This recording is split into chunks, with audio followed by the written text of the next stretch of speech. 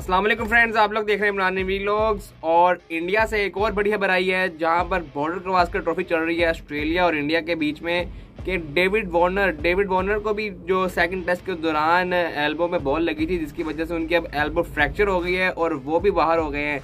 तो अब तीन main players Josh Hazlewood, David Warner और पैट कमिंस जो उनके कैप्टन थे वो तीनों के तीनों अवेलेबल नहीं है ऑस्ट्रेलिया को। अब बॉलिंग में तो मिचेल स्टार्क और ग्रीन जो हैं वो कवर कर जाएंगे, लेकिन बैटिंग में ऑस्ट्रेलिया बहुत पहले ही स्ट्रगल कर रहा था। जो ढाई दिन में मैचेस खत्म हो रहे हैं उनसे 100 पे वो ऑल आउट हो गए 2 बार इस सीरीज में। और उसके बावजूद उनके जो मेन बैट्समैन है डेविड वार्नर वो अगर इंजर्ड हो गया तो ऑस्ट्रेलिया को इतना बड़ा नुकसान हो गया है। अब इस सीरीज में मुझे नहीं लगता कि ऑस्ट्रेलिया के पास कुछ खेलने को बचा है, कोई प्लेयर खेलने को बचा है। अब उनकी परफॉर्मेंसेस ऐसी हैं कि जो उनके बॉलर्स हैं थोड़ी बहुत एफर्ट करते हैं, इंडिया को आउट करते हैं, लेकिन जो अपनी उनकी एफर्ट होती है। अब सेकंड टेस्ट में उन्होंने जो बनाया ज़ाया किया, 113 पे आउट हो गए। हालांकि वहाँ पर इजीली 200 रन बनाए जा सकते थे, कम से कम भी, और 200 रन बनाते तो हो सकता है वो मैच जीत जाते। अब इस सिचुएशन में जहाँ आपके पास 200 रन भी वाइटल होने वाले हैं, आप वो भी नहीं बना पा रहे हैं, तो ये अब किस तरह बनाएंगे जब इनके पास ये 3 मेन प्लेयर्स ही नहीं होंगे। अभी तक तो डेविड वार्नर के इतना अच्छा परफॉर्म नहीं कर सके थे इस सीरीज में, लेकिन वो एक बहुत बड़ा नाम है और उनकी विकेट इंडिया के लिए बहुत इंपॉर्टेंट होती है हर दफ़ा ही।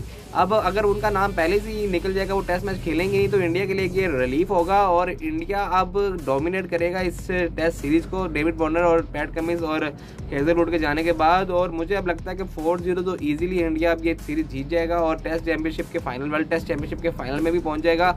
अब डेविड वार्नर की इंजरी है वो सुनने में है इतनी ज़्यादा नहीं है, वो पहले सिडनी ट्रैवल करेंगे और उसके बाद दोबारा ओडीआई सीरीज़ में अवेलेबल होंगे।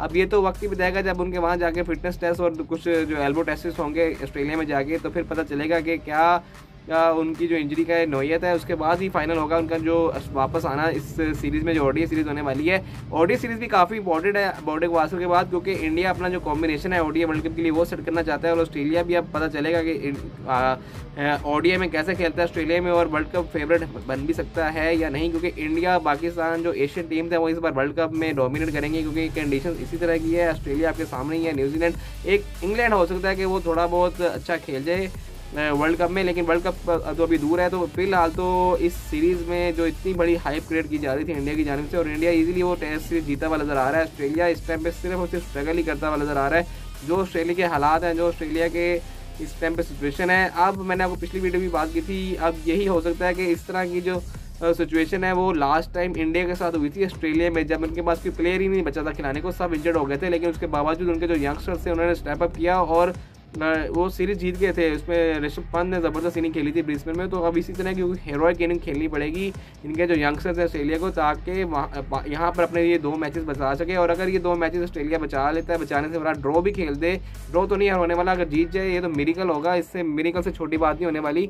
और 4-0 ही सब प्रेडिक्ट करें। अब तो ऑस्ट्रेलियन जो बड़े नाम है माइकल क्लार्क हो गए, स्टीव वो हो गए, रिकी पॉन्टिंग, वो भी 4-0 ही प्रेडिक्ट करें ऑस्ट्रेलिया की इस परफॉर्मेंस को देखते हुए। तो एक और बड़ा झटका है ऑस्ट्रेलिया को। अब देखते हैं कि ऑस्ट्रेलिया इस झटके से कैसे वापस आता है। तो मिलते हैं आपसे अगली वीडियो में, अपना बहुत ख्याल रखिएगा, अल्लाह हाफिज़।